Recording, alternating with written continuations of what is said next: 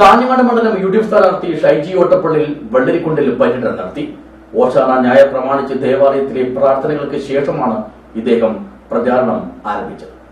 This news sponsored by Bobby Jamanur International Jewelers, traditionally trusted for 162 years.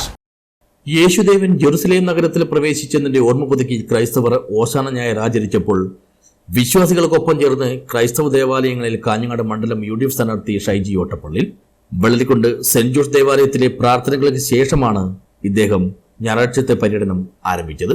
സവിശേഷ ദിനത്തിൽ മലയോര അതിർത്തി ഗ്രാമമായ പാണത്തൂർ കല്ലപ്പള്ളിയിൽ നിന്നായിരുന്നു ആദ്യ പര്യടനം. വിശുദ്ധ വാരാചരണത്തിന്റെ ഭാഗമായി കുരുത്തോറ സ്വീകരിച്ചു വരുന്ന വിശ്വാസികളോട് വോട്ട് അഭ്യർത്ഥിച്ചു വരുന്ന സ്ഥാനാർത്ഥിക്ക് എല്ലാ ഇടവകകളും ഊഷ്മളമായ സ്വീകരണമാണ് നൽകിയത്.